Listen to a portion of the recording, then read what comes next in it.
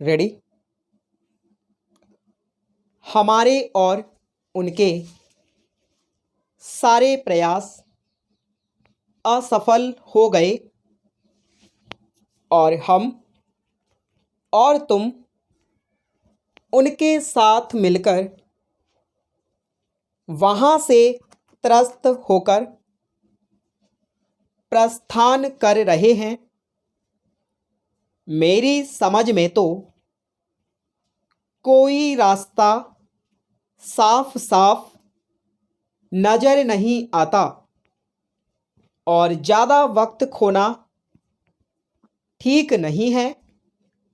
वे तो अपने साथी को साथ लेकर चले गए और दान का रुपया पैसा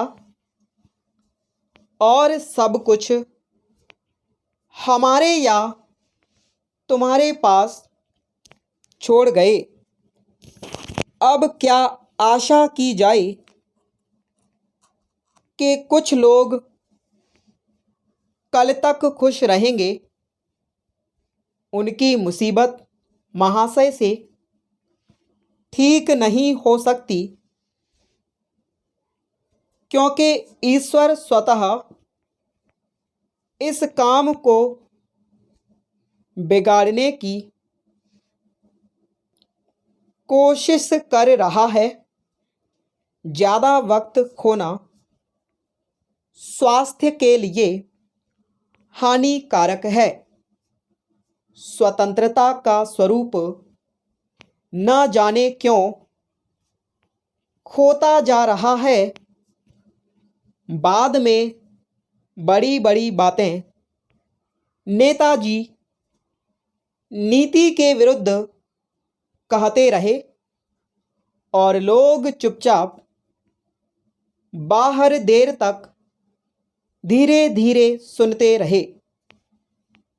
किसी को संदेह नहीं था कि वहाँ पर खूबसूरत लोगों को स्थान मिलेगा। बाकी के लोग त्रस्त होकर बाद देर तक बैठे रहेंगे। सही समय पर साहब ना आते तो शायद यह क्रिया नहीं होती और वे सब रोते रोते यहाँ वहाँ जहाँ कहीं जगह मिलती चुपचाप चले जाते।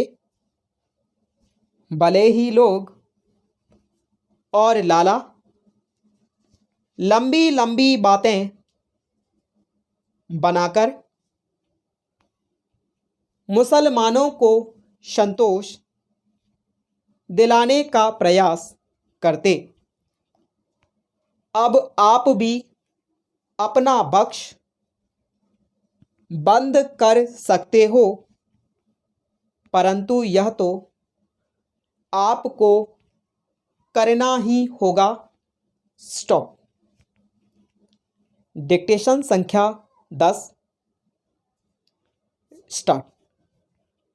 आज अदालत के दरवाजे पर वही जा सकता है जिसके पास खूब पैसा हो। अदालत का कोई कार्य ऐसा नहीं जो सस्ते में हो सकता है। जिन स्टाम्प पेपरों पर मामले लिखे व सुने जाते हैं, उनके दाम से लेकर इतना सब महंगा सौदा है कि आम आदमी घर लुटाकर भी पूरा नहीं कर सकता है। वकीलों की फीस और कोर्ट कचहरी के चक्कर लगाते लगाते आदमी अपनी अवस्था तक पार कर जाता है और जबान से वृद्ध हो जाता है, पर न्याय प्रक्रिया से गुजरकर